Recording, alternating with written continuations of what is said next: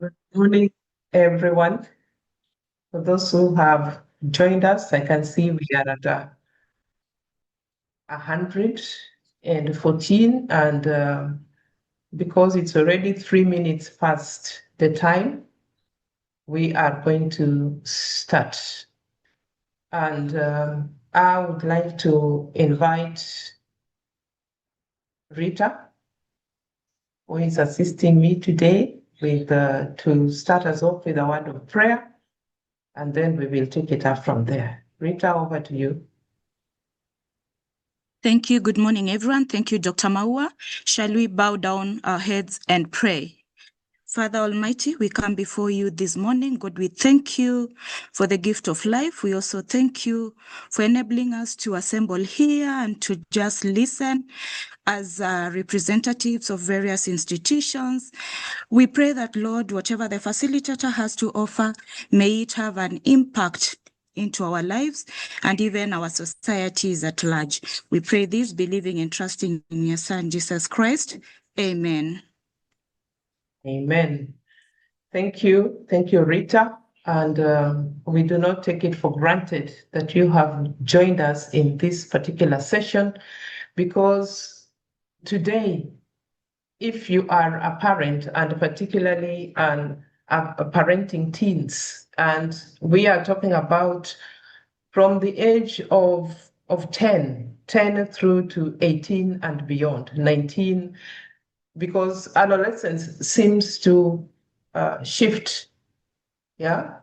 Whereas you knew that adolescents before were teenagers from 13 to 19, now you find that the bracket is even widening. And previously we had webinars and we talked about parenting, but the focus was on younger children. So the question is, what about those of us who have teenagers? And this is the moment that you have been waiting for, to hear from us. And before we get into the actual thing, I would like to invite Dr. Orlando to start us off. Thank you.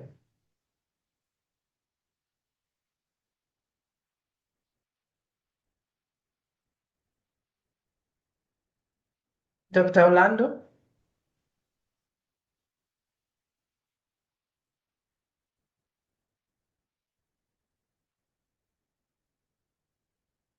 All right.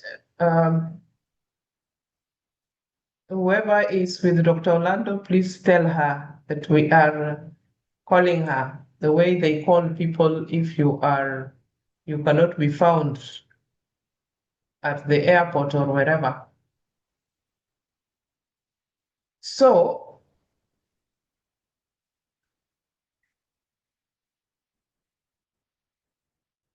I will share my screen.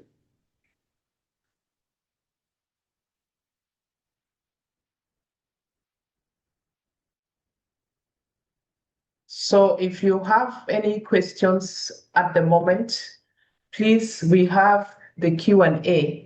Yeah, I can see there's a lot of activity in the in the chats, but we also have the Q&A. So in the Q&A, you will be able to Rita, who is also assisting me today, will also be responding to questions that are there. So today we are going to do listening to understand and not reply. And I can see Dr. Orlando is already here. So Daktari, please take over. Good morning, everyone. I am happy that looks like we are all eager to be part of today's webinar. Thank you for joining us to learn to listen. Most of the time when someone is talking, we already presume we know what they're going to say. And sometimes we already react to that. And particularly looking at the family setting, we have to be aware that we come from a family. And that family is our protective factor as well as our risk factor. So as a family member, as a parent, even as a sibling, how are you protecting the others? By listening. So look forward to listening to Dr. Maua and Ms. Rita as they take us through this session. let's focus on listening and not just asking questions. So the questions are welcome, but let's listen more. Thank you so much, and let's have an engaging time, a fun time, as we learn together. Thank you, and over to you, Dr. Maua. Thank you. Thank you, and everybody, welcome so that we can learn together. As has been mentioned, my name is Dr. Maua. I serve at NACADA as the Deputy Director for Public Education and Capacity Development. You may be asking yourself, why? Why is it that we as NACADA, we are talking about parenting when we should be talking about drugs. Yeah. So other things, our studies actually show that parenting has become a challenge. Parenting is a challenge when it comes to substance use. And sometimes when you have a conversation with the children, those who are already experiencing problem behavior, then the bottom line is usually the family. And that is why you see we are here to discuss this. So we are going to look at just a brief introduction. Today, we are not going to talk of data. We want to move forward. If you've not been here before, then previously we have even utilized or shown the data that we have. So today we want to look at how do we move forward from this? What are the key challenges that adolescents are experiencing? And how about you as a parent? How are you managing your emotions? Because basically, if you are going to listen, then it means that your emotions are actually in the way of your listening. And then we're also going to look at what are the tips and takeaways. What did you take away from this? And so the first question that I would like you to do in the chat, what is it like for you to parent teens, or if you are parenting a teen, what is it like for you? Please share in the chat.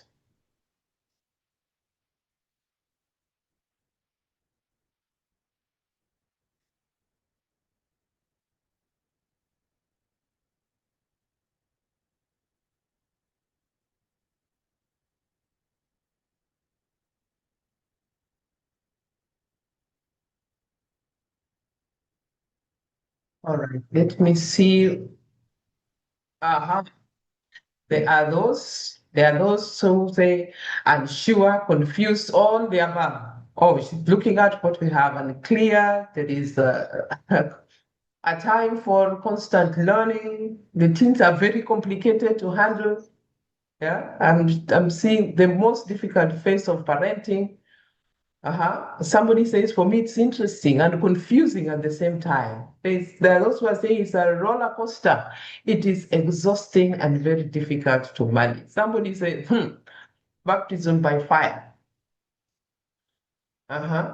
It is confusing to me, being lost, right? Dealing with many I don't knows. I like that.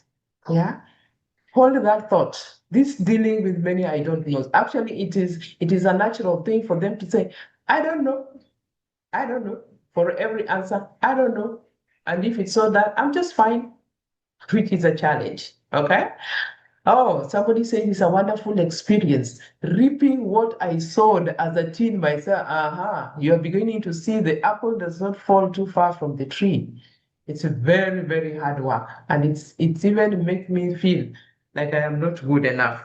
That seems to be body image issues. Yeah, the constant want to snoop over activities. All right, now let's move to the next one. Now that they're difficult to understand, Mood swings are here and there. They are also manipulative. So the next question is, do you know the challenges that adolescents face? Even as you think they have selective amnesia. So do you know the challenges? And if your answer is yes, what are those challenges that teenagers are feeling?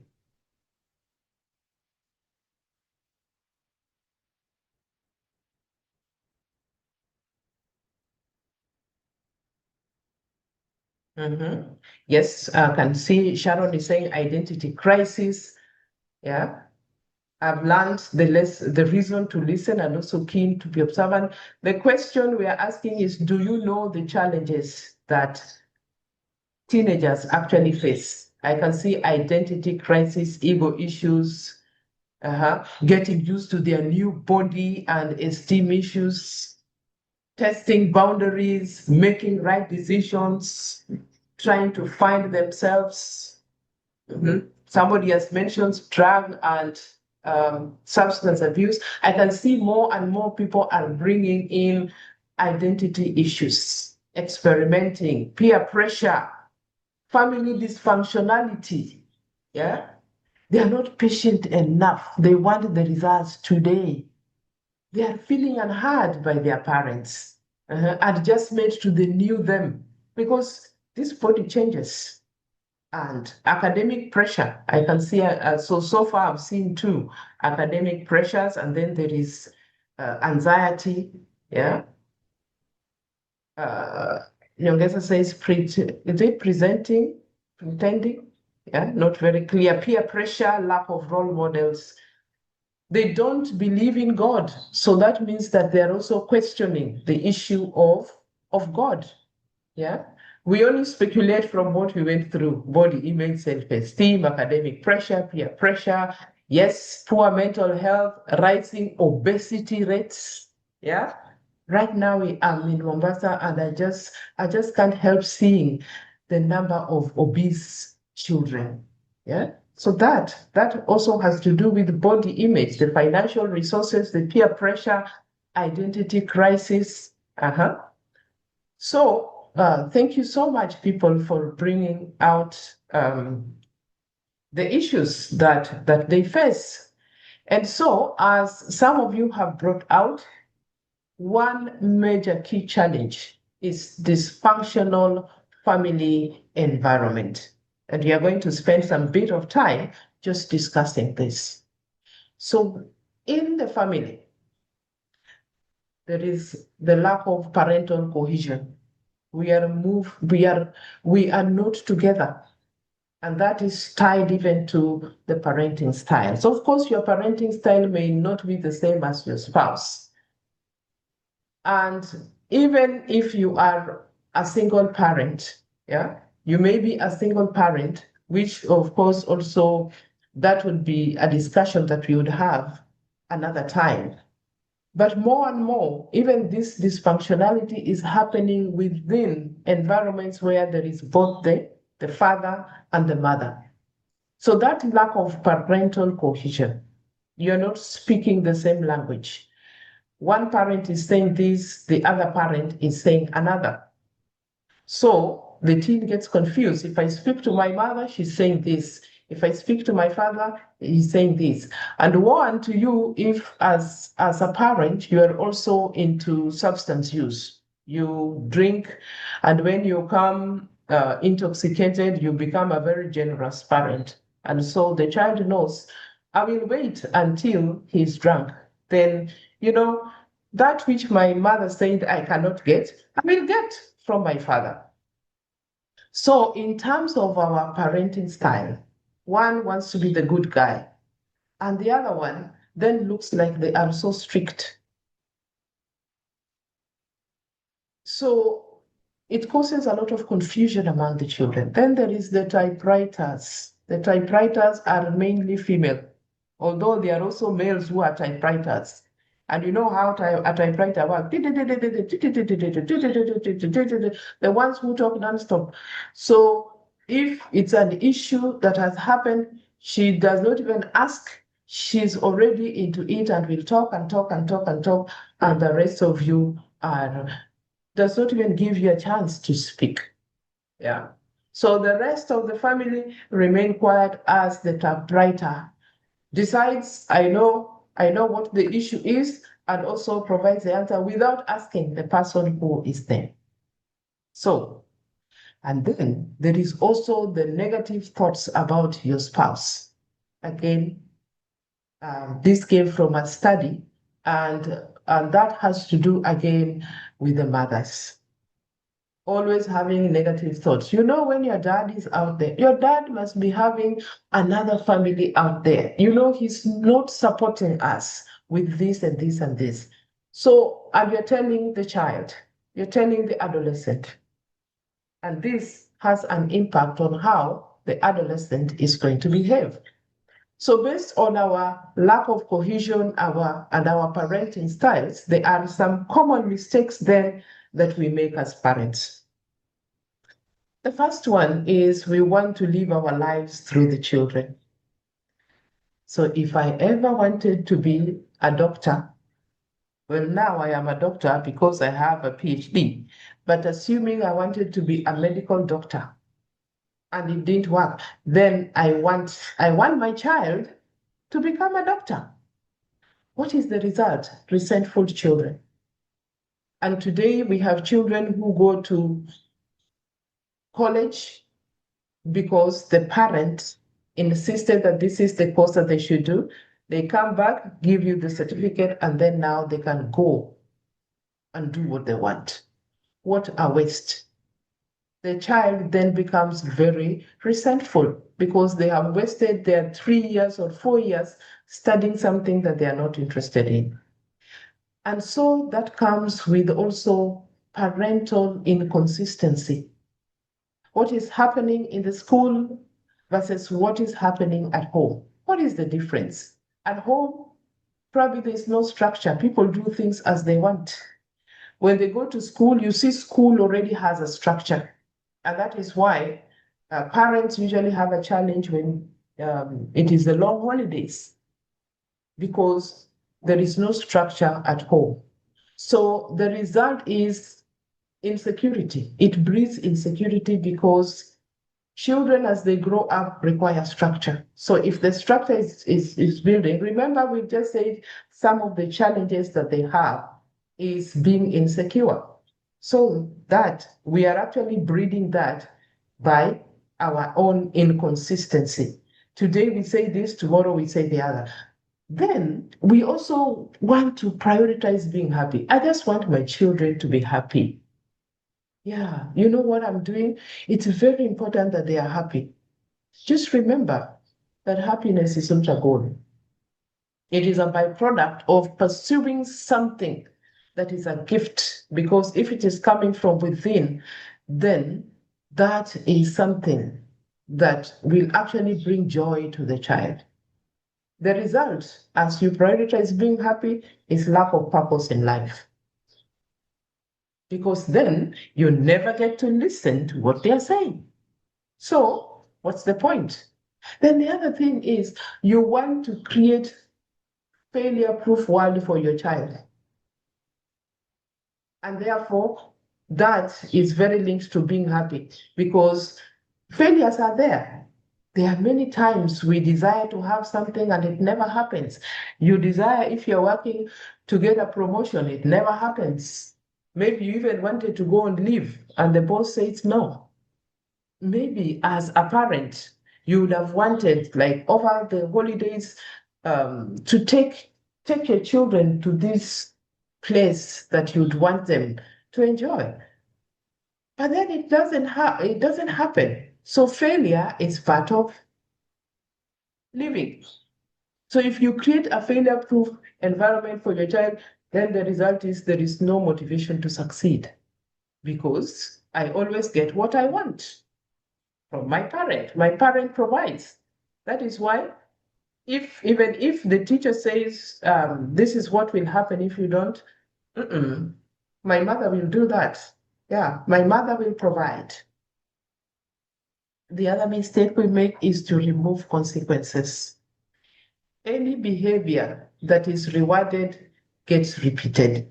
So if there are no consequences, the result is there is the reward for the inappropriate behavior.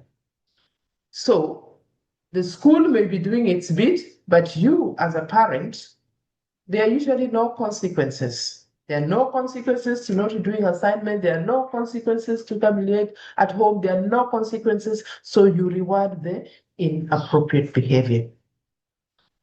And again, when you praise the wrong things, it means that we are also praising very carelessly. Even something which you would call a no-brainer. No-brainer means it is so easy, you don't even need to think about it. And therefore we praise them. That was really powerful, wonderful. And you know, my child has done very well. You know, he can stand and speak in front of people. The actual result is the real skills are not learned if you are going to praise your child carelessly. And so, if you're also going to give them what they should earn, that is a very big mistake, because you need to work for something.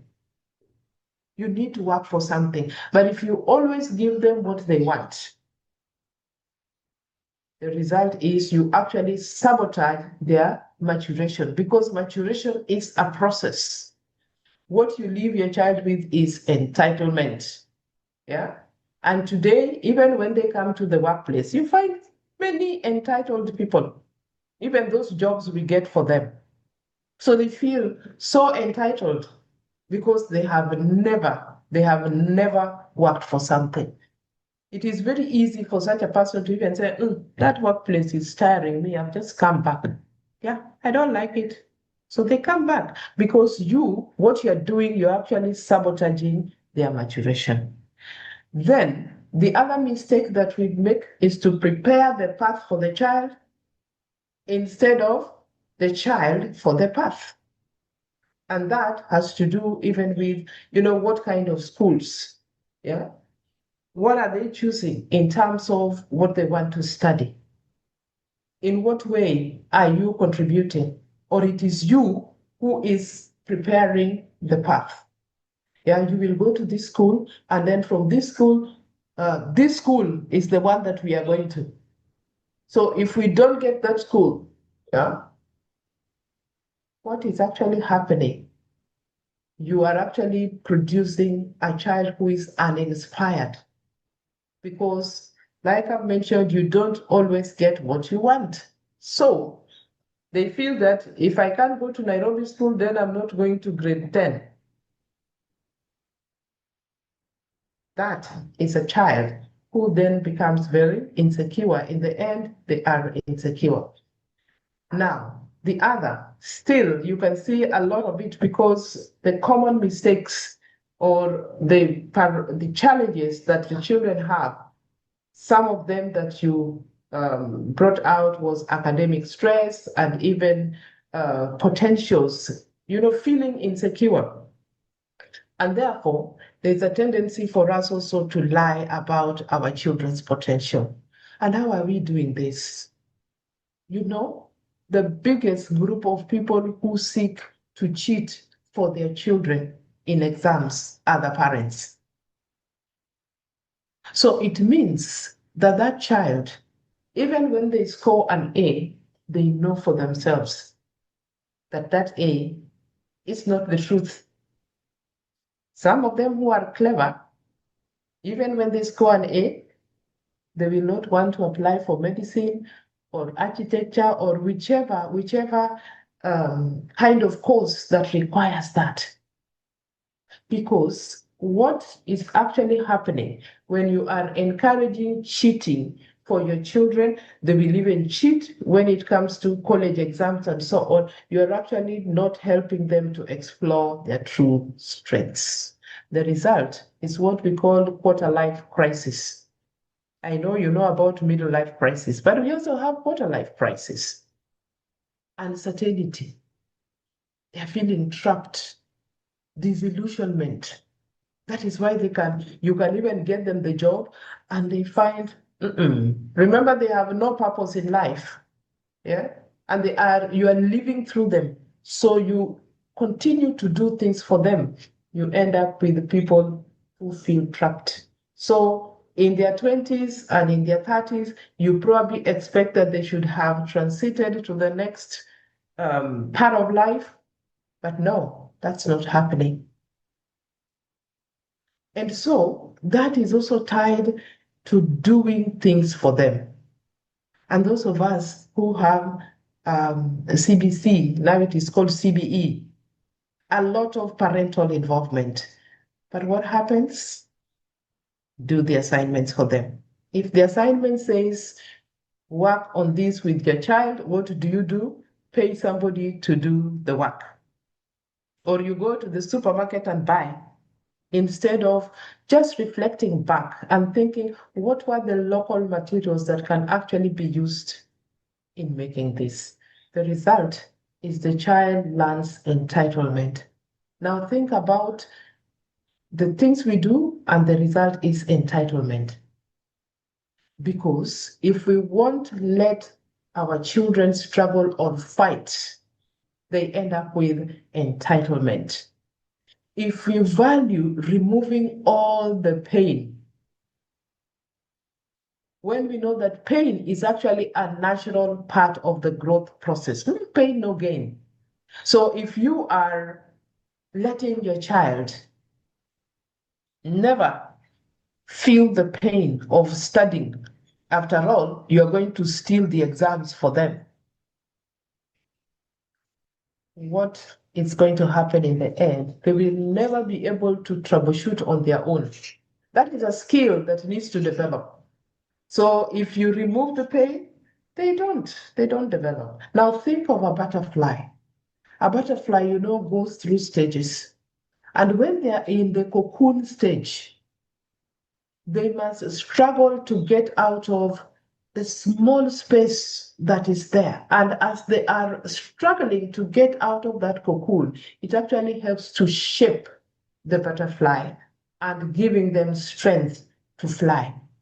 Should you see a butterfly in a cocoon and decide to help them by removing, opening that cocoon, you have actually disabled that butterfly. It will never be able to fly, because it is that pain, that process of getting out of the cocoon in that small space is what enables it, first of all, to shape its body and be able to fly. So your child will not be able to fly because you do not want them to go through. And you look back, I really suffered as a parent when I was growing up. Because then you think that your parents made such a big mistake, that now you don't need to go through that mistake anymore. So that was just challenge number one, that has to do with the family environment. So what else did you mention? There are some of you in the chat who mentioned substance use, but I didn't see anything on other addictive behaviors like pornography, gambling, gaming, phone, or internet addiction. All these are challenges that children face. And those of you who are counselors here, if you ever had one-on-one conversation with children who have been brought, you may find that they are trying to cope with one of these. And so you know that pornography is going to impact even on how they develop relationships. So this is a challenge, not just drugs.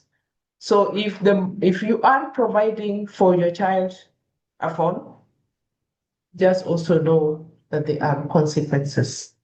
And there are other conversations of at what age should a child actually access a phone.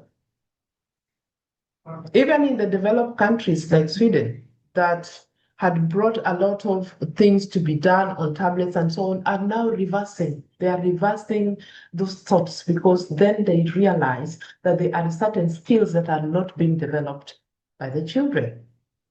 So now Instead of working on tablets and so on, they are going back to the physical because it has already negatively impacted. Remember, when you have questions, put in the Q&A, and then we will be able to address them. Some Rita may address, others we may address, and we'll also have a Q&A section where you can even ask questions. Now, the next one is bullying. So if your child has a phone, there are very high chances that cyberbullying, yes? Cyberbullying includes even predators. There are predators on the web, and they know that parents have given children phones without parental supervision. That child who takes an image of herself and puts it on social media, expecting, thumbs up and so on, and instead gets thumbs down and other comments. That is part of bullying. There is verbal bullying even within their own circles. There is also physical bullying, and there is social bullying. So all this is very rife in our schools, in our own settings, including in our own homes. Even bullying happens at home. So that is a big issue for parents that you need to focus on. If you don't know, and that only happens if you're able to listen to the child. If you don't listen, you will be making assumptions. And when you make assumptions, you make an ass of you and me. Relationships. When they are in adolescence, the normal thing is physical attraction. Yeah? You expect attraction to the opposite sex. And so sometimes, if your child is in a relationship, instead of seeing how to manage, that is something that I do not encourage. I don't want to see you with that person or the other. That is a normal thing. It's actually a normal thing. Actually, if they are attracted to somebody of the opposite sex, consider that as something which is actually a positive thing. So how are you handling this? How do they handle? Think back to the levels of entitlement that you've put your child through. Think about the fact that you remove the pain, yeah? And so, with the relationships, you may be attracted to this person, but they are not. So how do they deal with rejection? Those are issues that then come with relationships. Then there is the issue of sexuality. I have been to schools where you are asked to, NACADA, come and speak about drugs, and then just ask them to write the questions that they have. You hardly find questions on drugs. It's about relationships, it's about sexuality matters, yeah? And if they are being bullied, and probably even within the school, there are also those ones who are have what you'd call a sexual deviation and are bullying them to get into relationships with them. And remember, they are also growing at a time when there is a lot of information on the internet. They are crowded, bombarded from all corners. And there are all these kind of orientations that are being bandied around. And they may have questions. So that is a challenge that you can only find out if you listen to your child. Then many of you also brought out the issue of peer pressure. And we have a whole group of people who have the fear of missing out. That is what we call FOMO. And therefore, they would want to do what their peers are doing. Yeah. So we have negative peer pressure, and there's also the positive peer pressure. But how are you going to tell the difference? What are some of the challenges that they are experiencing? So that is why, and remember that peers are going to fill up the gaps that you have left. If you are not providing values, The peers will feel it. The internet will feel it with those values that we are going to see. And also in the chat, somebody brought anxiety. Anxiety is a big issue for our children. It's a very big issue. So how are we handling? Do you even know that they are anxious about it? I say, oh, you know, man up, man up. If it is a boy child, you say, man up. Yeah, boys don't cry. No, put your shoulders up and walk. Now, how do you deal with the anxiety? Because eventually, there are also anxiety disorders. Remember, at adolescence, this is where we also have mental health issues. Yeah, mental disorders also begin to manifest at this time. So when they are anxious, how do they deal with that? And so we move to parental goals. What are your goals for your teenager? When he is an adult, you are raising them now. What do you foresee the future? In the chat, what are some of the goals that you are seeing for your teenager when they are an adult? And if you've never thought about it, also just put it in the chat. Let's see.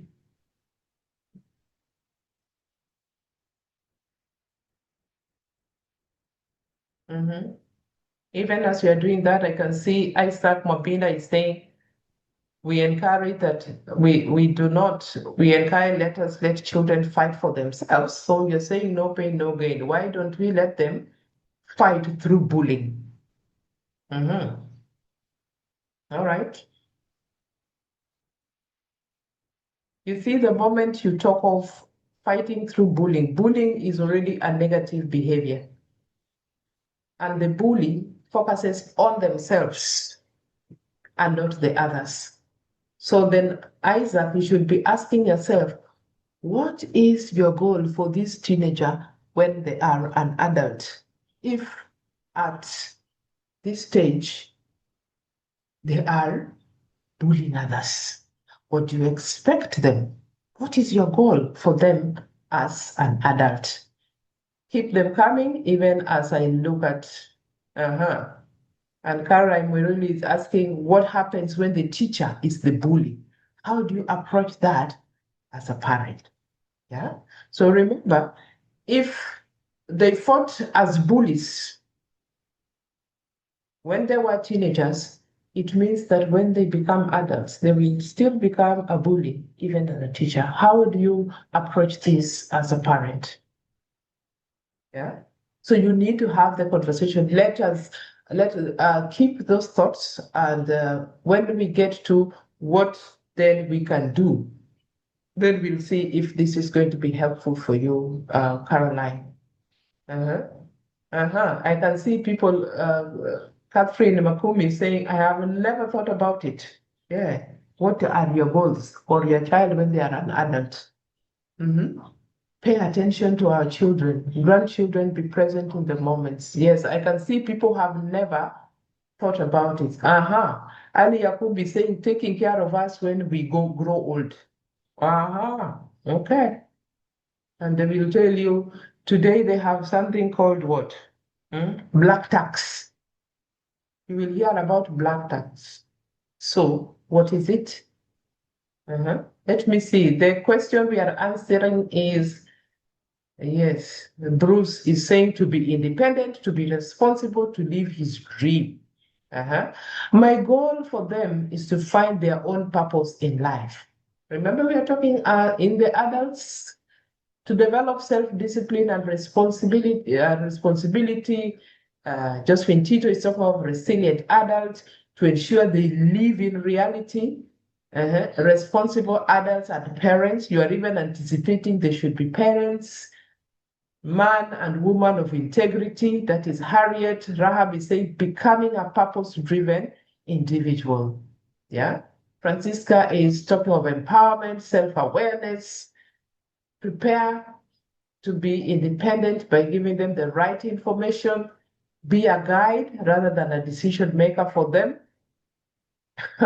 Hannah is wondering, do parents even think about it? Yes, as you are raising your teen now, what do you want to see as an adult, because it is today's consequences that will actually bring tomorrow's. Yes. So we want to have a well-balanced adult, as Sylvia says, responsible person in society, as Lawrence says, to grow up and be responsible, who even without supervision they can do. That is Caroline is saying. We generally say we want them to have successful lives. Okay, that one of being happy. Goal is a life value driven life adult. Okay, I can see responsible is the issue. Now, the next question is, do the goals match your teens? Rahab, just put down your hand. There will be a time for conversations. Yes, right now we are using the chat. Do those goals match those of your team as you're thinking? Being responsible and independent, does it match your team? And ask yourself, what are you doing now? Yeah, what are you doing now? So that it will even match what the team is even thinking. Caroline Wiruya say, as African parents, do we consult our children? Yeah, that is the question you're asking yourself. And as you're thinking that when they are an adult, they'll be responsible and independent. What about if you're not asking? Remember, as you remain an African parent, the internet is the other parent. Remember today, even by AI, they can ask questions and be guided there as a parent.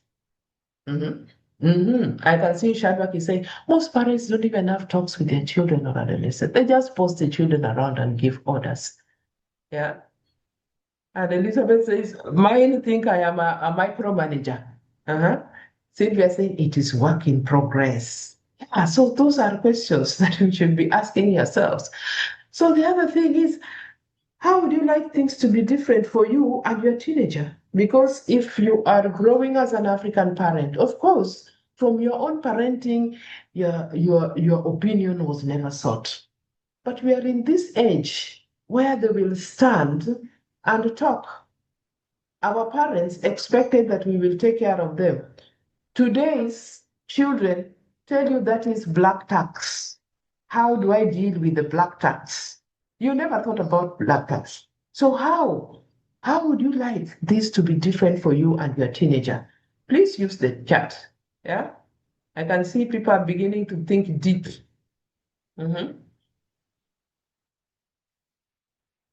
Especially teenage moms. I don't know, Shadrach, maybe you had, oh yes, you are saying some parents are still traumatized by life and don't know how to handle things, especially if your teen then becomes pregnant. How do you handle that situation? Antonio says safe and healthy choices are central concern. Parents aim to guide teenagers away from harmful behaviors and encourage them. Now, before we come to this, we are asking those goals, do they match your adult, your child? And how would you want it to be different moving forward? Yeah, what you have done in the past. Child participation in social life and spiritual life, for me, it is essential. That is what you'd want to see. Please don't fail to bring out your thoughts in the chat. Sarah Wamunyu is saying, I never thought about it when my children were growing up, but I can now relate with the questions they used to raise. Now I realize I used to overstep. But you see, Sarah, if you are lucky and they bring grandchildren, how would you want to do things differently? And when you look back and now you can speak, would you even seek to apologize? Yeah. And Caroline is asking, how can parentified child navigate this? Now that is a special case. That is a special case because a child who is parentified has already lost their ability to become children. because now they are doing other things when their minds are actually.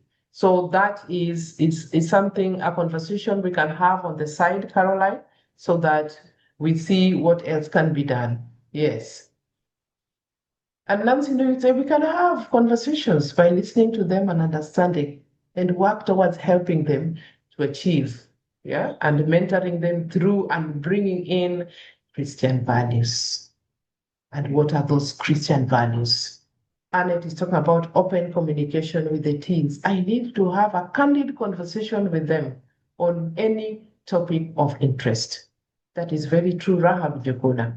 Bruce is saying openness in our relationship. We'll be able to talk openly on this. Yeah. And he's saying, I sometimes envy those Wazungu relationships on TV.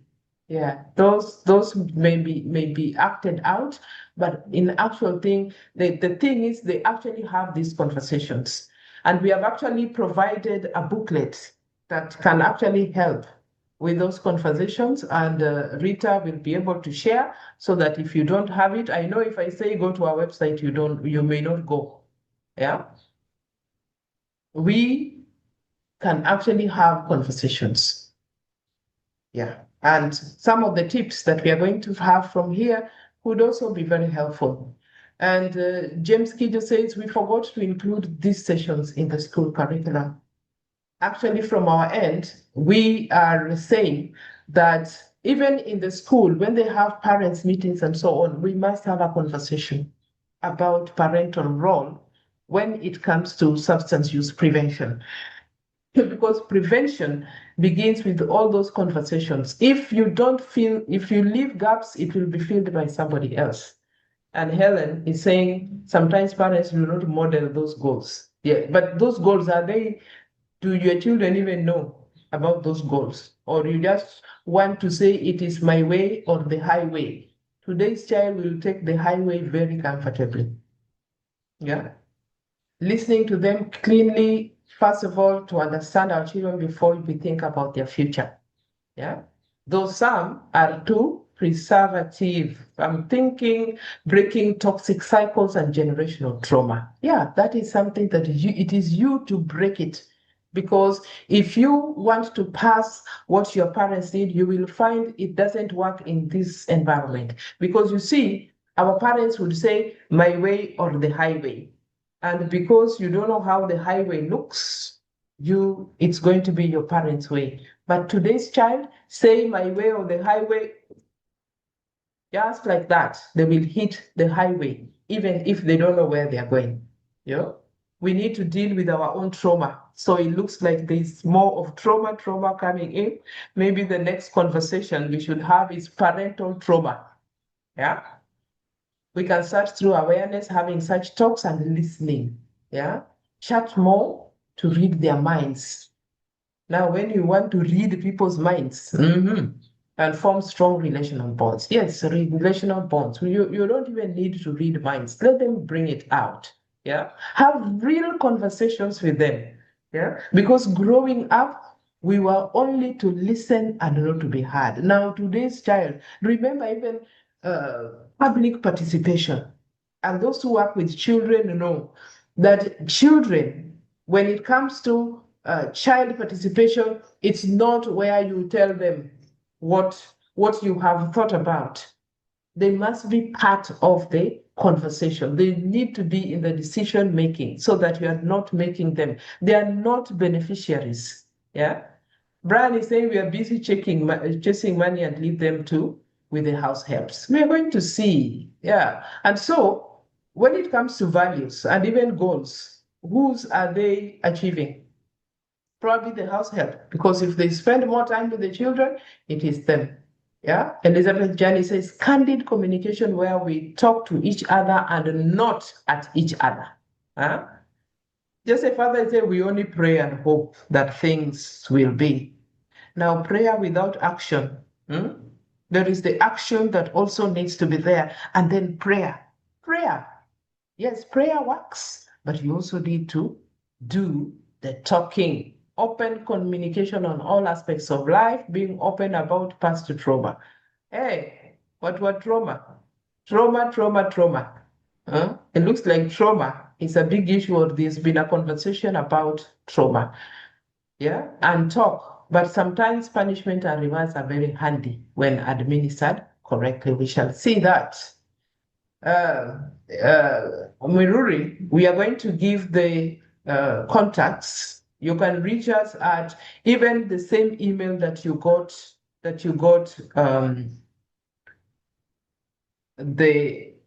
we sent you an email regarding the training. Just use that.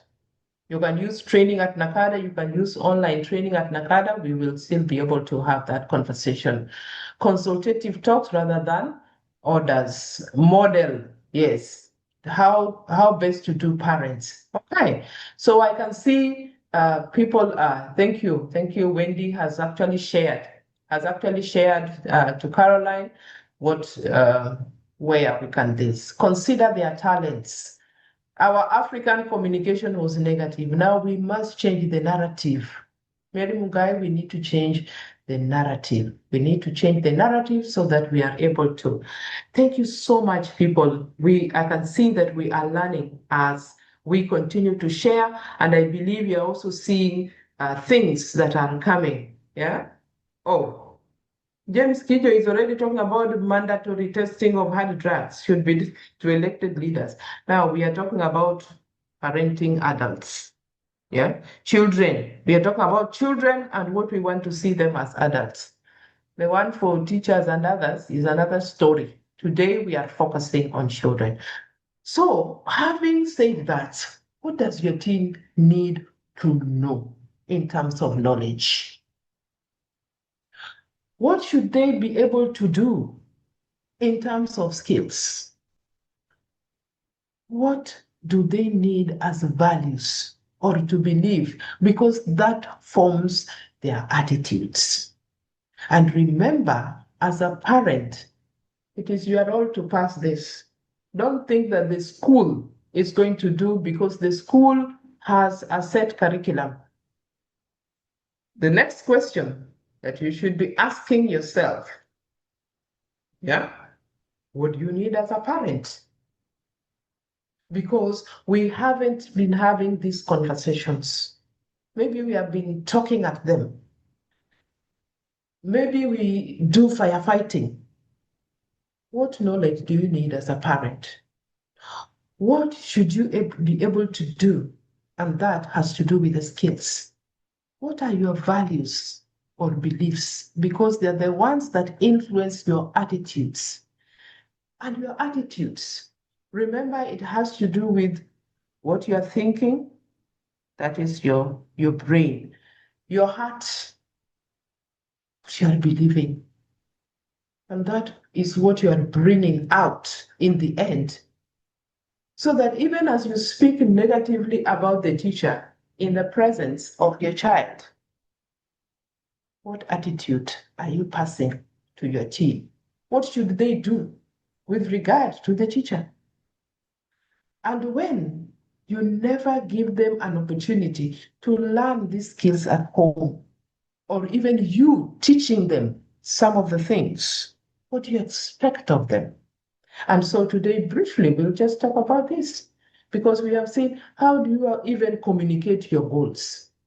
We have already seen, it is what I think and I pass it on to them. So how are you communicating these goals? Because we are saying that we need to have candid conversations. To have candid conversations means that it is not a one way. It means that we are talking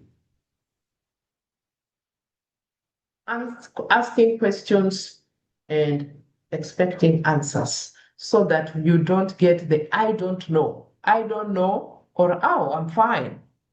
Maybe something that has to do with what you're doing. So therefore, before you begin, if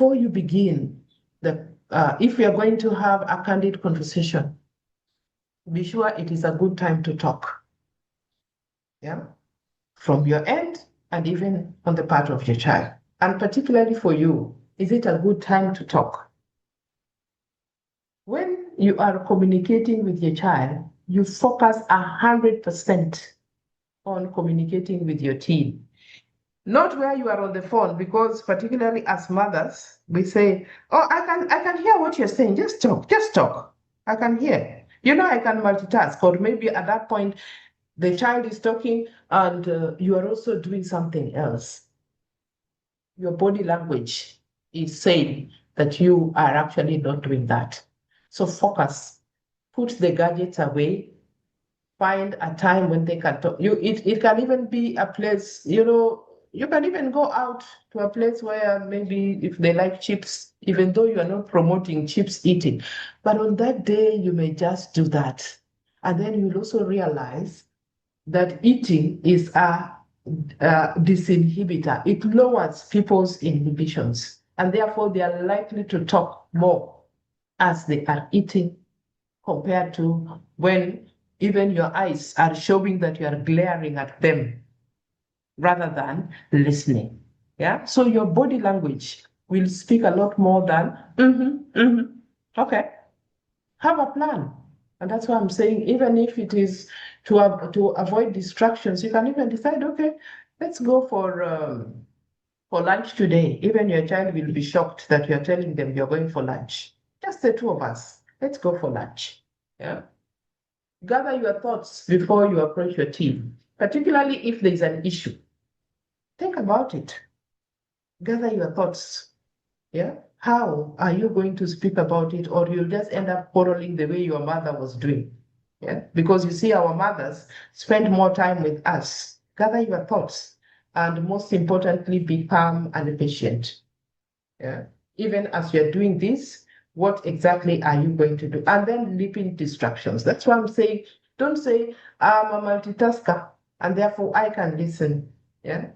If it is the phone, put it on silent mode.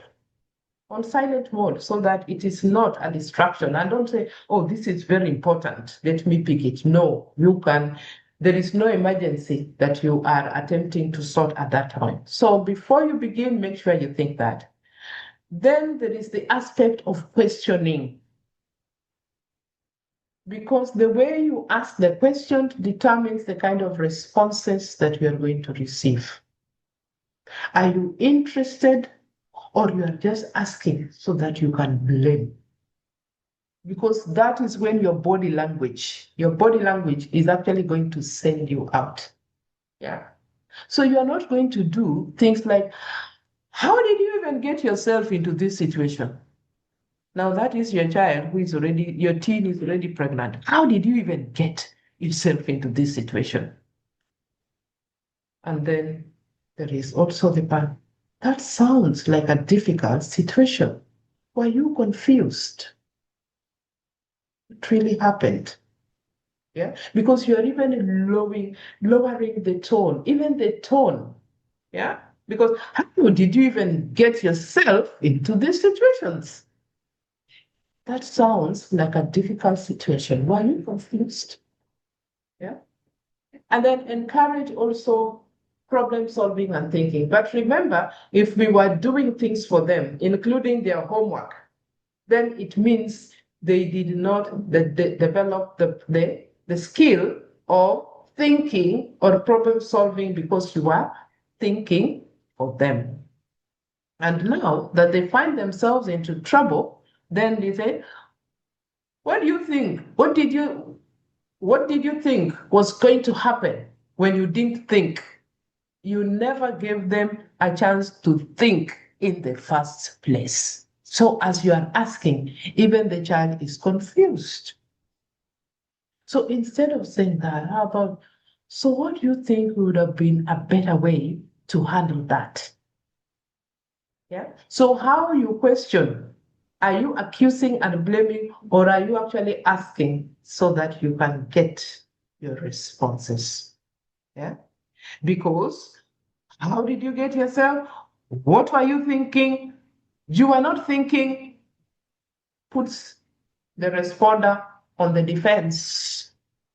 And that's why they were saying, I don't know, then I'm just fine. Or what will actually happen the next time they have a problem, they will actually not come to you because of the way that you ask questions. The other is the listening and observing. This is a skill that we need to develop. Yeah. And particularly mothers, because mothers have been spending more time with their children. It doesn't mean that fathers should not have this skill. And we mirrored also what we got from our parents. Teenagers are more comfortable bringing issues to their parents if they know they'll be listened to and not accused. So the way you have been doing the questioning, so, I know. In fact, when you come like that, what is it this time round? I know what you want. They will not come because you have already blocked the communication. So teenagers will feel more comfortable if you are actually listening to them. And so let us look at this. Where are you at? Look at that. Where are you at? Are you really listening or just waiting to speak? Yeah. Because if it's just the sounds that are coming to your ear, it means you are more focusing on yourself. Actually, you are, even your body language shows you're not, you're just waiting to talk. And sometimes you even say, I know what you want to say. Or are you just hearing the words? So you are also distracted, because if you're only hearing the words, you are distracted. And so you only catch part of the conversation. What did you say? Say it again. That means that you are only hearing the words. And when you're hearing the words, it means the sounds. Yeah. The sounds are just coming into your ear. The next level is understanding the message. You can only understand when you are tuned in. You're not just hearing the words, but even what they mean. Even if it's just one, what do they mean? You are actually listening so that you can understand. You are focused. Even the tone. Are you reading the fear? Because when you do that, that is when you will also be able to recognize the emotions. Is the child clasping their hands together? Are they not able to look at you in the eye? Because if you are able to recognize the emotions, it means that you are actually sensing their emotional state. It may have been so difficult for them to actually come to you and speak about this, what they are feeling. Because if they can't speak to you, they will speak to their peers. If they can't speak to their peers, they will go to the AI and ask the question, and AI will come with a solution. Yeah? Are you hearing what is not being said? Because if you are focused deeply, if you are tuned in, you will actually be able to hear that. Are they being even sexually abused in the home by their parent? Are they being sexually abused by the house help or that uncle or auntie that you have in your house? Are you able to pick this? What is it that they are struggling to express? Because if you are able to do this, you are not going to say, let us pray. Because sometimes if it is too much, you quickly reverse to prayer. And that is why Joseph Arthur was saying, yes, we can hope and pray, but there is also some action that we are expected to take. Yeah. So many times, and that is why you find that it is happening within your own space and you don't know. You hear about it when they are in their 20s and 30s, and yet you are present. And probably they even tried to tell you, but you are distracted or you are waiting to talk. You did not understand the message. You can't even see the emotions, and they are right in front of you. So I'm not asking you to use the chat, but what level of listening are you doing? If you are at level 1, then you are the reason why we are having this conversation today. Yeah. Reduce the emotion, because whatever is happening, like you have said, dealing with them, the emotional roller coaster, Remember, I've asked, what does your teen need in terms of skills? What do they need to know? And how about you as a parent? Because as your child gets into teenage, you are also getting into teenage as a family. So what are some of the skills? And therefore, you must reduce your emotions. You must be calm. Control your thoughts and emotions. Yeah. Assess and decide if you're too upset to continue. Did they just say that you don't listen and it has upset you? You know, you may just listen or hear whatever it is you're doing at that point and leave the situation if you're too angry or upset to address it. Maybe they have just told you that they are being sexually abused. Whether it is at school, it is in your home, and those of you who work with children know that a lot of these things happen not with strangers, but people they know and people who they trust. It may be a situation that makes you too angry and therefore you cannot deal with it at that point in time. And therefore it means you need to make a plan to deal with that situation within 24 hours. You don't go and attack the person, because while they were being abused, they must have also been threatened. So you are seeing only the academic bit, but something else that is happening. Remember, I said these things will not be handled by the school. The school has a curriculum to do, and that is exactly what they are going to do. So what are some of the tips? Be present. If you're going to listen to understand, be present and tuned in. Don't think about the things that are out there, just listen. Show understanding that you actually, and you know, you can show understanding by your body language. Show your understanding. Listen with respect. And a lot of all these things. Remember, 75% of your communication is by your body language. Yeah? Listen with respect. Even though you are raised in an environment where children are to be seen and not to be heard, be interested in what they're actually saying. Even if they're telling you, you know, this cause, yeah? Because remember, adolescence now stretches even up to those who have already reached college. You have already spent your money, and they're actually telling you they want to drop out of that course. And you're just thinking, how much have I already spent? Do you know how much it costs to take a child to USIU or Strathmore or Black, or even for self-sponsored? And now you're telling me, be interested. Avoid negative emotions. Those are the ones that I've talked about, because whatever that is being said can only generate negative emotions. Yeah, you're working so hard. I'm giving everything. And now you're telling me you're dropping out? Shetani ashindwe.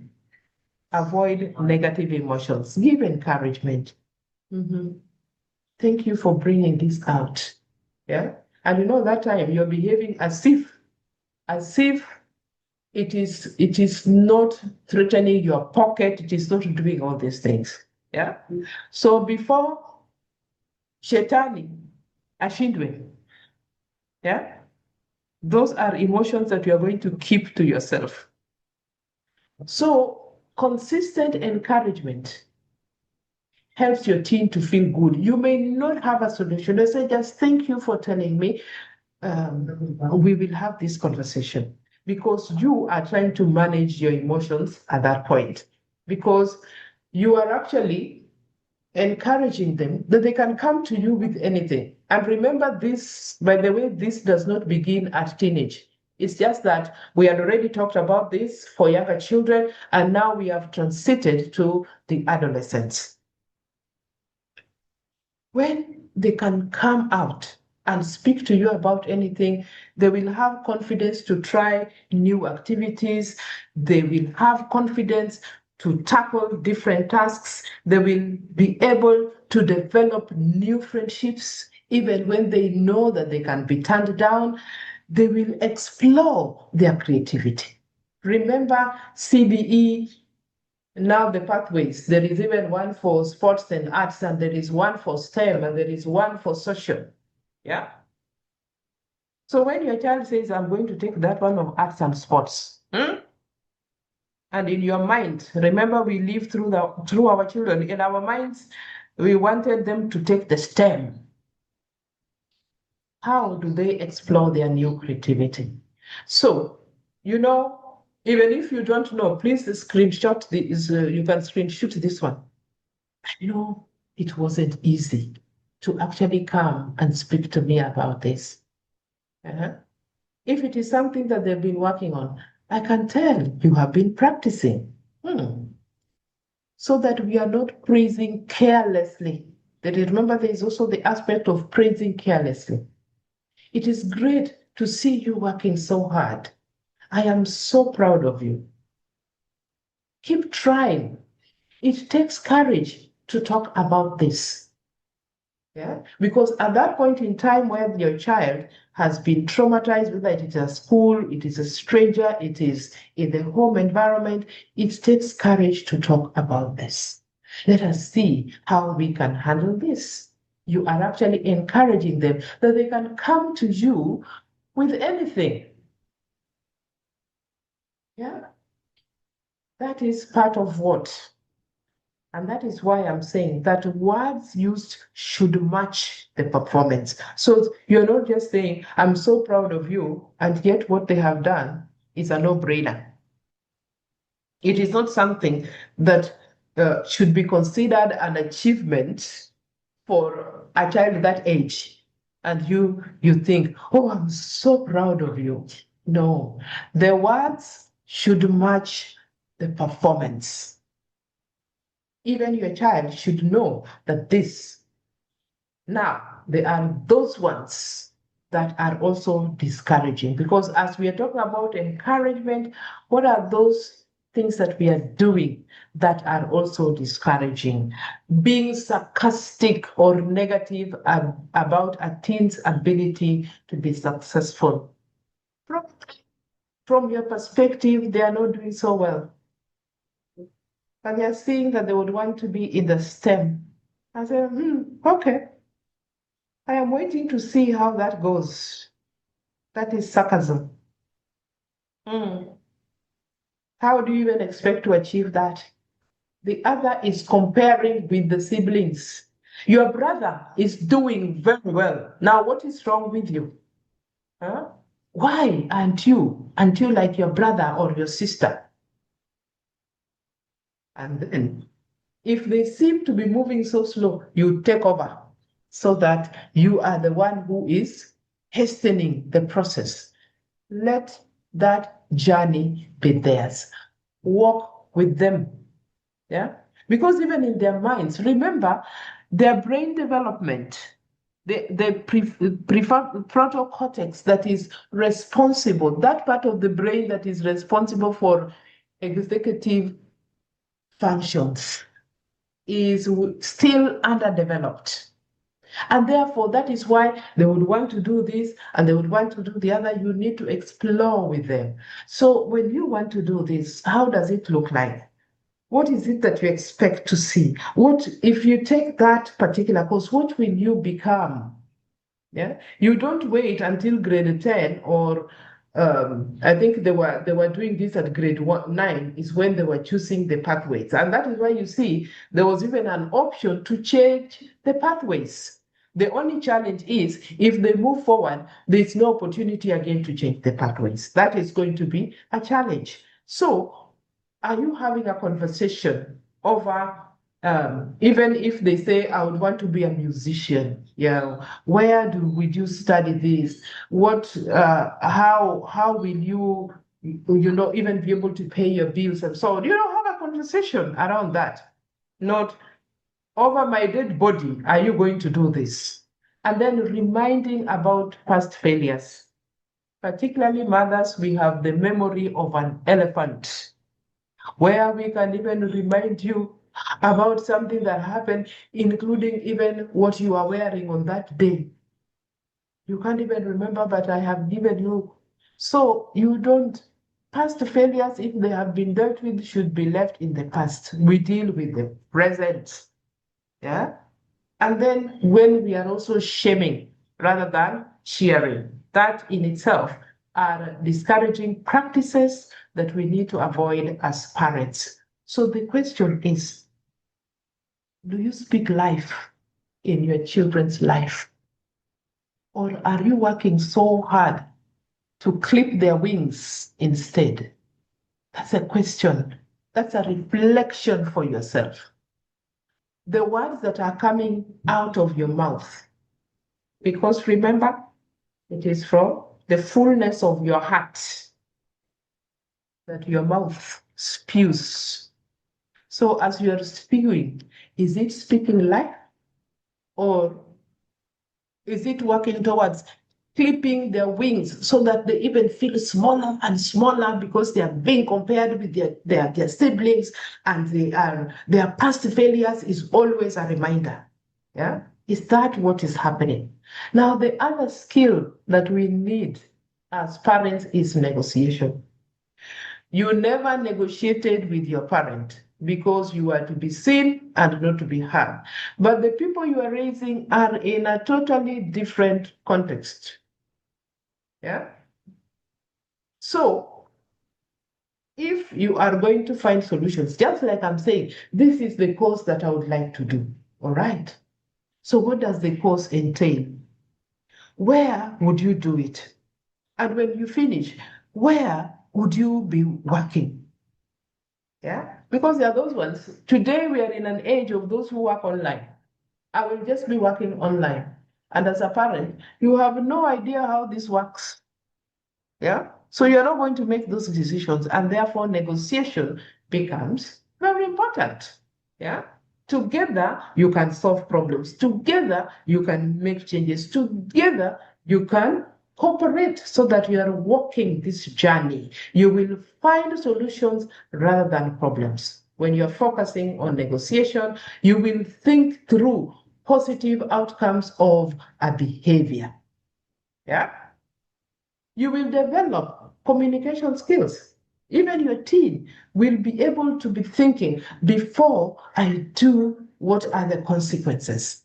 But remember, as a parent, if you remove consequences, then your child, remember, is already having a challenge with consequences.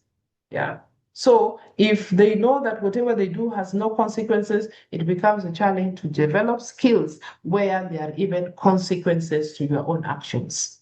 So the child also begins to think, how do I develop this? So if you are setting up yourself for success, you must do it when you are calm, not during a conflict. Choose a neutral space with few distractions. One small issue at a time. Perhaps instead of actually speaking, you should do more of listening. Let the child talk. And when you speak, speak calmly and no blame. Notice and affirm the positives. And also own your own part. In fact, children are usually surprised and sometimes even shocked when you apologize that you did a mistake. They say, I didn't know that parents also apologize. Are you able to apologize? Yeah, because when you own your own part, it means that you are taking responsibility for your actions, and therefore you may even apologize for some of the things that you have done. Because then It also helps you to listen, to reflect, and also to understand. If you are able to, and then you say, no, my parents never, how can I do that? I'm an African parent. Shock on you, the ones you are raising are global children. If your emotions rise, you pause, so that that opportunity that you have got enables you to have a connection. Because if you don't have a connection, you will not be able to correct anything. Yeah, you may have been a pleasing parent, pleasing your child, doing everything, and then you realize that it is you actually need to do things differently. You must connect before you can correct. But many of us, what we do, we want to correct without connections.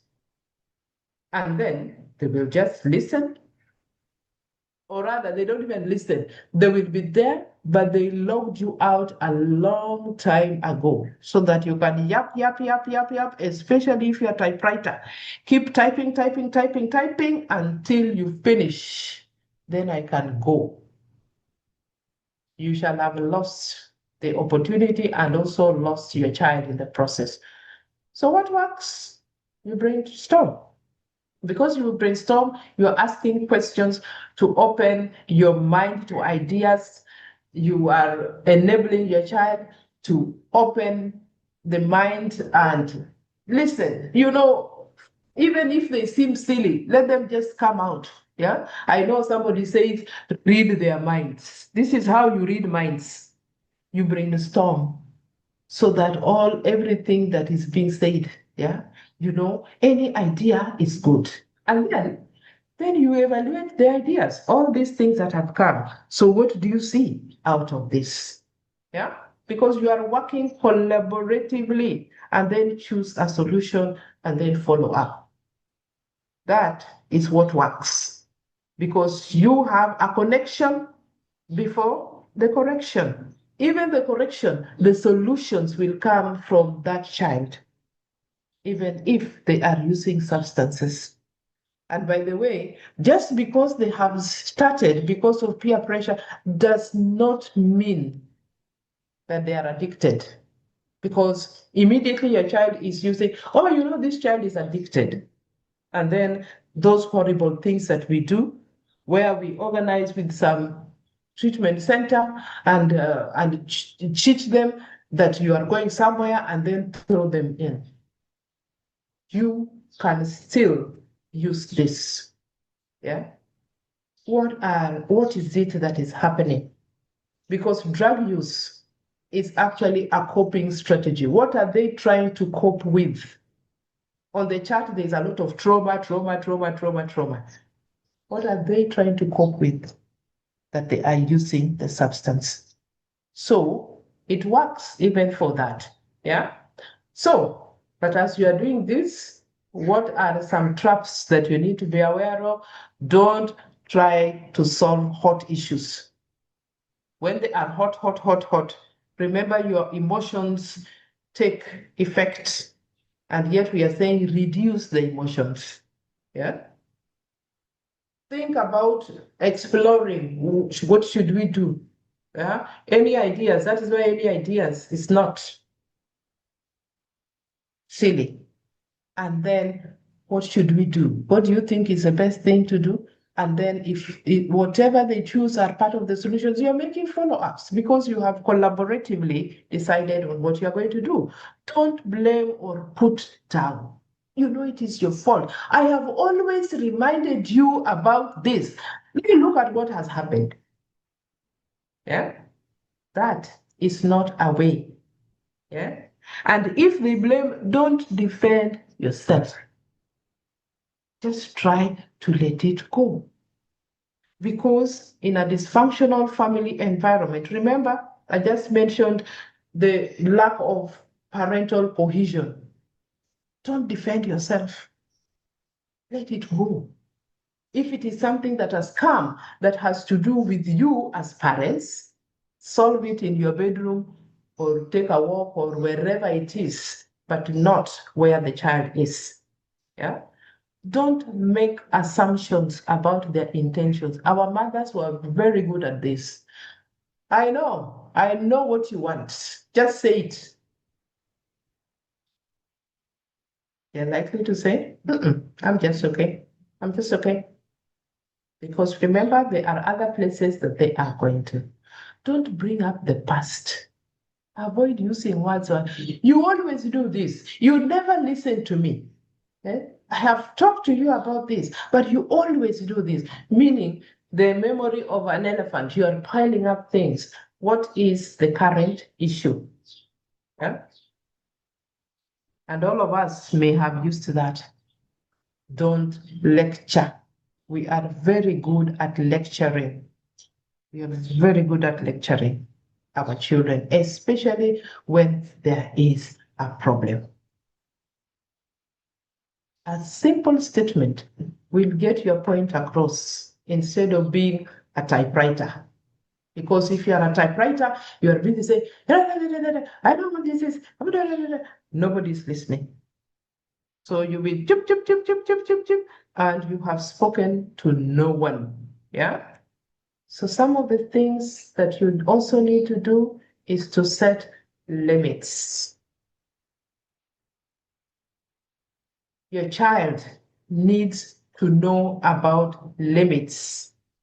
Self-control and responsibility. We have just said that what we foresee our children are responsible and independent. It starts from what we are doing. Yeah. Teach self-control and responsibility. Show care. Provide safe boundaries. And there is a boundary. Your spousal boundary should not be penetrated by the child, so that the child is the one in the middle. And of course, sometimes when we are in conflict, we'll speak through the parent. Go and tell your mother that I want some tea. And then the mother responds, go and tell your father that there is no sugar. What are you doing? What are you doing? Yeah? Provide safe boundaries. The child is not the conduit. It's not the conduit for your conversations. Yeah? You know your father. Your father never brings milk. In fact, I'm the one who bought this with Chama money. Yeah? You are teaching them as you are expecting them to be adults who will have children. They will say, if this is the way parenting is, I'm not having any child. Provide teens with guidelines and teach them the importance of following rules. If you don't follow rules yourself, yeah, including those boundaries, those are unwritten rules. If you don't have, they will have nothing to follow, including if you are a parent who drives. Are you following rules in traffic? Or are you calling other drivers names? What is your child learning in the process? Yeah? And so, does your home have rules, whether they are written or unwritten? Or in your home, you behave the way people keep, in the village, how you keep chicken. Yeah? In the morning, everybody goes their way. In the evening, everybody comes back. What about those who don't come back? Yeah. Do you ask? Yeah. Is there limits about who is the last person to get into your house? So that the mother and the father are in, but the teen is still out. Are there rules? Have you talked about this? Because if you let them, remember, you said some of the things, some of the things you experience is testing boundaries. They are testing the boundary. Are there guidelines? Are there rules? If they are lacking, then anything goes. Yeah? So, if you're going to set rules to enable you to follow up, and you need to set rules from the time they are children, because when they transit into adolescence and they have no rules, it stays. Collaboratively make simple, specific rules so that everyone knows. If you are the father, you are the last one to come in, and once the door is closed, then you can't have. And if at all somebody was late, then they should have said, this is the case. Even if you are a single parent, are you setting clear and specific rules? Or are you saying, baba yako aligongwa na lori, and since he aligongwa, it never shows whether he died. Aligongwa tu na lori. Yeah? And therefore, the bitterness that you have, you are also putting on the child. Are you setting clear and simple rules? You must have a list of consequences. Coming late, not doing the assignments, giving work, and so on. Have a list of consequences, because if you are setting these rules collaboratively, then you must be ready to follow up. Yeah? Not like our mothers who say, nitakuchapa. Hebu toka hapo nitakuchapa. But they never chapa. So even the child knows, anaongea tu. Wait until your father comes. I will report you to your father. As a father, what role are you playing? Are you one of those that are used as the scarecrow? You are the scarecrow. I will tell your father, wait until your father comes. I will tell him. I will report you. Actually, I will report you. So, adolescents, I can see so many people are happy. They must be part of those people who say, wait until your dad comes. I will tell him. Yeah. Be ready that those limits will be tested, even if they are part of the people setting those simple rules. And when you set, small consequences are better, because remember, it is follow up. And this includes even use of gadgets. Because if you have provided them with a gadget, and the question you should be asking yourself, does your teen actually require the gadget? But if you have given those gadgets, yeah, what are the consequences? Are there consequences? Yeah, is there a time limit to when it can be used? Yeah, small consequences. Because if you bring big ones, it becomes a load on yourself on following up. Then even the child knows, avoid consequences that punish you. That is what I'm saying. So that it becomes a burden for you to follow up. Be ready with the non-abusive responses. So, because adolescents will test your limit, how do you respond? Yeah. And therefore, think about effective consequences under your control and non-rewarding to your teen. So if you are on an emotional roller coaster, how do you stay sane? Small consequences, avoid those ones that punish you. They should be non-abusive, and they also need to be effective so that they are under your control, but they are also non-rewarding to your teen. Think about it. Think about it. Yeah. I may not provide you with the answer. Yeah. So what I'm saying, because this is what we do. Anger, acting out are part of testing limits in your child. And this starts from a very early age. If they would throw tantrums and you rewarded them, be sure that it is going to get worse even in adolescence, and that continues even to their adulthood. That testing of limits. Don't react, but be consistent. If you nip it in the bud, it will not grow. If you let it grow, you are growing a monster. Yeah? And that is why they say, if you're not taught by your mother, the world will teach you. Yeah. All right. So let's come to supervision, because all that we are saying is supervision, not policing. Because again, we have parents who do policing instead. Ask yourself if you're one of those parents with a CCTV in your house so that even when you're away, you are monitoring what you are doing. Yeah. It may be very well when you have small children. Now they are teenagers. How are you doing supervision? How is the CCTV helping you? Because supervision is essential to effective parenting, because they spend more time away from home, whether physically or virtually, because virtual is part of where they also spend their time. So if they are spending their time virtually, how are you supervising this? When you supervise, it helps you to identify problems early, promote safety, reduce risk, even if they're using gadgets, and it keeps you connected and involved with your child.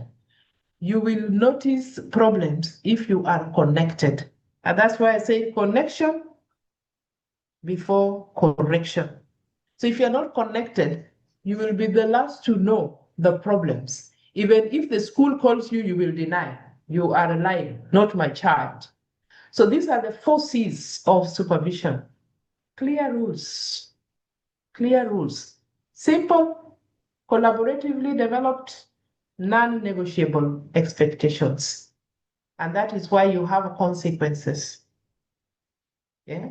Because as they get into teenage, sometimes they will tell you, oh, in my birthday, we are going to have a party. Yeah. They no longer do the party that you are doing where you call their friends, put a cake, they sing, juice, and so on. If they're going for a party, what are the expectations? Or this is even a no-no. Yeah. Sleepovers. Do you agree with sleepovers? If sleepovers is a no-no, let it be stated clearly. Yeah, let it be stated clearly. And also give your reasons. What do you know about sleepovers? Or you're just saying, I have said no.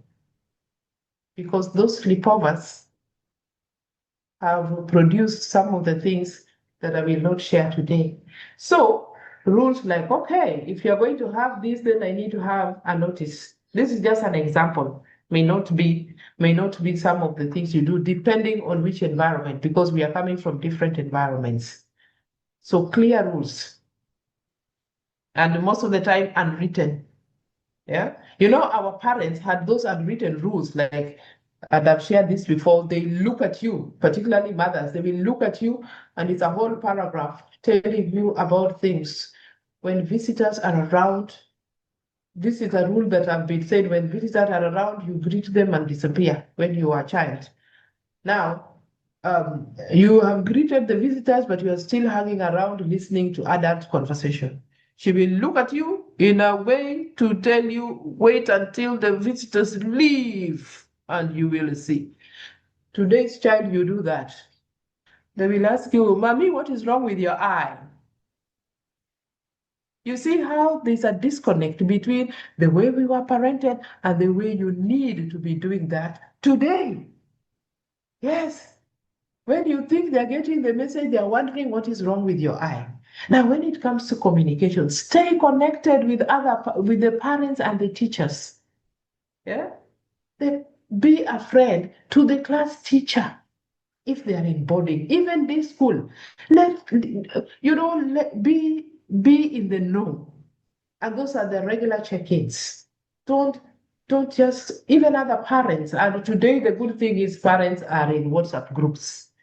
Don't be in a WhatsApp group to complain. What are you doing in those WhatsApp groups, right? Checking up with your teens. Do you know who their friends are?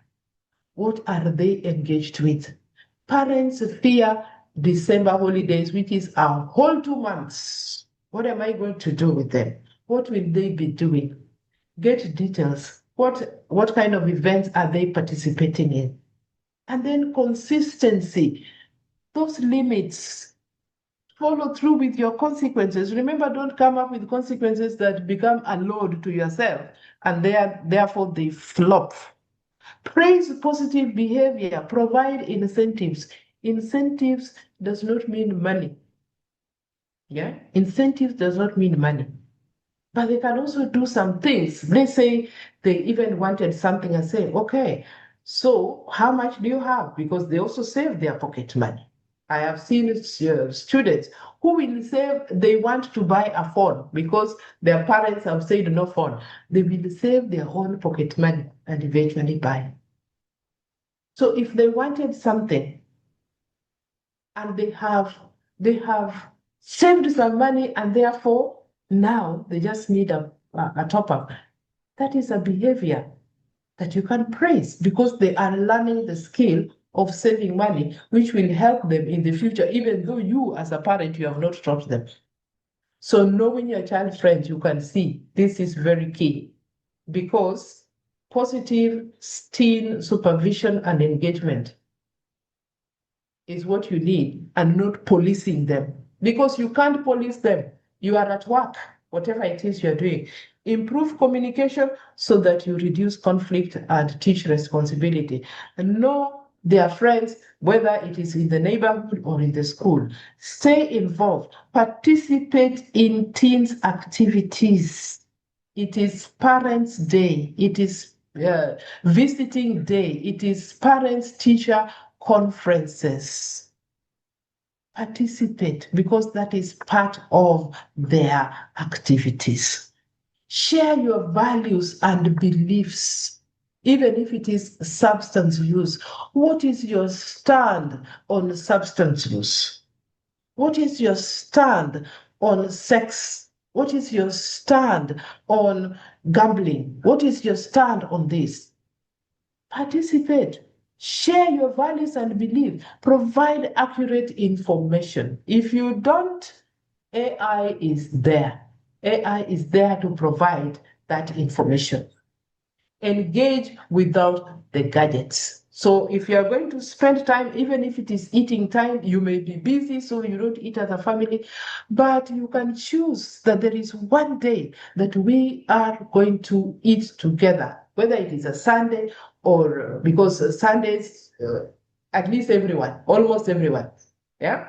Can we sit and gadgets away? Because sometimes people pretend that they are having an outing. The only thing they are sharing is the table. Everybody else is busy in their gadget. So how are you going to connect? Because influence requires connection. So if you're going to be busy, each one is busy on their gadgets. You order for food, eventually people are eating, they don't even know what they ate. They just see the plate is suddenly empty. Spend time. And if you have one teen, two teens, 10 minutes of your time per teen is enough. That is quality time, right? When you have family issues, include teens in family and community activities, including planning. That is a challenge that we've had even in my own family because we organize like every December we have family fun day and all this. Now when the children, and we've been doing this as the seniors, but we don't include them. Now when it comes to participation, they say, you didn't involve us. You need to be involving us. So it means even us, we've had to step back. So any kind of participation, yeah? Because now some of them are working, they are no longer teenagers. Some are working, now you want them to produce money. Start including them. So even as we have had to walk backwards and include them, announce early in November, December, how many of us are going to be available so that everybody participates. So include them. Let them be part of the preparation. Yeah. Encourage interest beyond academics. And this is what CBE is about. It's about, and that is why now there's a whole pathway on sports and arts. Sometimes it is these passions, the things that they are doing for themselves, are what they can even translate into something. They can commercialize it. Yeah, they can professionalize it and commercialize it. So it's not just about academics. And I know that is a struggle that we have when grade 10 admissions. People are still insisting on going to these schools. I want to go to these schools. Yet whatever is going to be taught is new. Yeah, it's not about grades. Grades are being removed by CBE, but our minds have not been when we are supposed to remove the grades, is it the what? Huh? Think about it. What desensitized about grades? Yeah, we need to remove our minds from grades because they are those things that are beyond academics. Academics is not the only thing. The warning signs to watch in teens. You need to start talking early. Address concerns as they come. But if you have no connection, you will not even be able to see them coming. You will be addressing them when it is too late. Know their circle. Are they spending so much time with their parents? With their friends? Is there an increase even in the amount of money that they are seeking, and so on?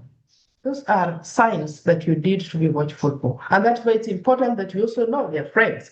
And you don't just know their friends, but also their parents. Know who their parents are. What are their values and beliefs? Very important. Behavioral changes. Are there changes in speech, attitude, mood? Yeah. Those are signs that you need to be aware of because it can be mental health issues, it can be substance use, it can be anything else that is actually happening in their lives. When there are drops in academic, yeah, or they want to go to a school, they say, I don't want this school. I want to change schools. And sometimes you insist. Nairobi school. Ati utaki Nairobi school? Utaki Alliance? No. That is the top school. No. First of all, it took me a lot of money to get this. They could be bullying. Somebody could be sexually assaulting them. And that is why they want to move out of your dream school. It is your dream school, not theirs. They may have wanted, but now it is not working. Yeah? Because if they are showing you that and you insist they remain in that school, and let's say later they become a lesbian or they become gay, and at the time when they were telling you that it is happening, maybe they're not telling you it is happening in the school because we know it happens in those schools, but they are being targeted and therefore they want to move away from that school. They probably went to this school. Now we unakataa because that was your dream school. That's a problem. Because when they become adults and they shall have developed the skills of being a lesbian or a gay, you will have nothing to say. Even prayers won't help you at that point in time because they spoke to you, but you heard and you did not wait to understand, but you were quick to respond and say, you can't drop out of Alliance. To come to, which is the day school that is close to you. Think about the day school that is close to you because your child will be much safer there than in your dream school. Secretive behavior, lying, sneaking around, hiding activities, that only happens if you keep communication lines open. And as I finish, what are the final takeaways? We must guide our teens towards responsibility and resilience. Those things that we want to see when they are adults. Set standards and lead by example. Walk the talk. Those rules need to apply to everyone. If you are drinking or you are using drugs, you are already leading by example. Your mouth will be saying a different thing. Walk the talk. Don't say, I am an adult. Your consequences. There are consequences to what you are demonstrating now. Support discovery. Help your teen to explore their talents and gifts. That is what CBE is about. Yeah, talents and gifts are very important. Allow them to struggle. Let them face the challenges that are there. Yeah, and don't say, because the challenges, if you're being bullied, bully others also. Yeah, that is not what we mean by the struggles. They are those ones that are challenges. They are those things that are challenges. But the struggles is letting your child also deal with, let's say they go to boarding school. In your home, you have been doing everything. There is a house help, everything is prepared. Now, when they go to boarding, they are required to sweep the compound, yeah? To sweep the compound, to clean the bathrooms, maybe clean the classes, because those are part of what is in the school. They say, no, I can't be in this school because we are being made to work. We are not workers. Give a glimpse of future responsibilities. If your child feels that they can't do the work in the school now because they are not workers, in the future, what will happen? That is why we have children who go to university, they've never even made a strong tea. Then you as a parent expect them to live on their own. How are they going to face the challenges? What resilience? Yeah, that is why now when they go to college or university, they start cohabiting with somebody because there is one who knows how to cook and your own child does not know how to cook. After all, in our culture, boys don't go to the kitchen. So because boys don't go to the kitchen, your child does not even know how to make strong tea. They go to college, they can't live on their own. They are going to cohabit with one whose mother taught her to cook. So your child gives out money and the girl is cooking. But the day she gets a sponsor, she will drop yours, who does not have skills on rejection. So praise appropriately. Match the praise to the effort and performance. I cannot overemphasize that. And then prepare your child for adulthood. Equip them to become the adults that you want to see.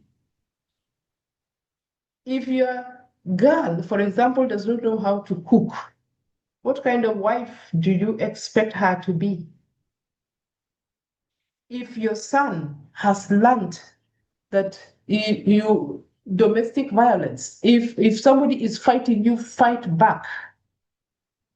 Now when they get into adulthood and they have a family, what do you expect them to be seeing? So equip them with what you'd want them to become adults. And so these are the resources. The booklets are available on our website. We also have trainings, yeah, because today we were just bringing out what are some of the things that we need to do to listen, to understand, not to respond. But we have trainings. So if you're interested in those trainings, write to us. And we can be able, we have trainings that target schools, we have trainings that target families, yeah. And today it's touching more on families because they make a big, we have a workplace and we also have a webinar on Tuesday for the workplace. So if you are in the workplace setting, if you have not signed up, please sign up and then we will share the link so that you can also come and learn about what else is happening in the workplace. So if Rita has not shared the booklets, then please be able to get them. So this is question time, and we still have only 3 minutes. Whoa. Any questions? Where do we sign up? Please, if you have not signed up, just drop an email at the email that I've just mentioned. Yeah, let me take you back here. If you have not, just send to that email so that then we will send you the link. Yeah. So, Isaac, before I take your hand, let me just see the questions. If there are questions on the chat. Winfred is saying this should be made compulsory to all parents. Yes, great session. We will get a recording. Yes, there will be a recording. What you will not get are the slides. The recording you will get. Yeah. Yes, those who are saying it is thought-provoking. Jack Odiamo is saying most parents don't have time for their children. There's a lot going on behind the scenes. Remember, your children are your investment. As we are going to work to pay their fees, paying fees is the easiest part. You can imagine you paid fees and then the child eventually says, Dad, I just needed you to listen to me, which is free. Yeah. So create time. Yeah. Even if you have 10 children, it is 10 minutes for every child. How many minutes are those? 100 minutes, which is not even 2 hours. Even if you do that a week, however busy you are, even if you work away, you can have a WhatsApp call with your child. Yeah. Yeah. Is it possible to get the notes? Eugene, we are not sharing that. We are sharing the recording. Yeah. Yes, let me see if there is another question or comment. Yes, Crispin is saying, I wish every parent would count and get this information. Please, when you get the recording, share it with others. Share it with others. Yes, thank you, Alice. She's saying, unlearning old patterns. We must unlearn. Even I have had to unlearn. So the recording will be shared. The recording will be shared, and Wendy is saying the recording will also be posted on our YouTube channel at NACADA Kenya. Please follow us. Please follow us, because this webinar and the one for next week is actually a follow-up, a run-up to the National Prevention Week that is starting on Monday. But we have engagement on our socials. So Wendy, if you can post the links, if you can post the link so that those who have not followed us can follow us, so that you hear these conversations on our social media. So please do this so that we are able to, yes. So as we wait for, Wendy has already said at NACADA Kenya. Actually, at NACADA Kenya applies to whether it is on those who are on Instagram, those who are on Facebook, those who are on X, yeah, all those you can always be able to find. Yes, so it is available, and our website is also a very active place that we post all this information. Yes. Somebody is asking, I do have a request. Can you link me up with any job vacancies? When we have job vacancies, they are advertised. Yeah, they are advertised, and that is where you can get them.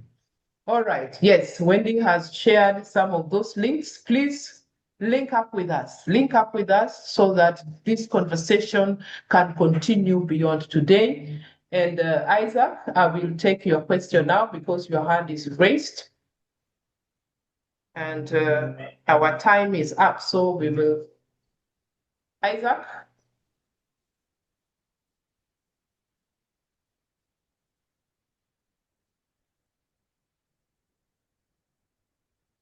Okay, so I will give Rita to say, because she was looking at the Q&A, do we have anything that is pending there? Over to you, Rita. Thank you, Dr. Maua. Can I see some reactions? That was a very powerful presentation. Let us appreciate Daktari tafadhali. I'm sure we are now changed parents, prospective parents, you know. I don't think there's any questions that has not been answered. And the recording will also be shared with the emailing list that has attended the webinar, so they shouldn't be worried. And also the booklets I will share on their emails. So I think that is all from my side. And thank you everyone who has participated. Those who are in the workplace setting, again, we are looking forward to having you on Tuesday for another webinar, same time. Thank you. Yeah, thank you. Thank you very much. And Dr. Orlando, do you have anything to say even as we finish? Because we have come to the end. Mine is just to appreciate you, Dr. Maua. That was very insightful. I loved the examples. And to all the participants, thank you for turning out in large numbers. Please keep sharing your experiences. I saw somebody resonate with Dr. Maua's example of somebody who cannot make black tea. So let's share, let's learn together, let's keep sharpening each other. See you again on Tuesday. Asante and enjoy your weekend. Thank you very much, everyone. See you even on, if you've not joined our WhatsApp community, there's more conversations also going up there. Thank you. Elizabeth Mwinde, your hand is up. Or is that a mistake also?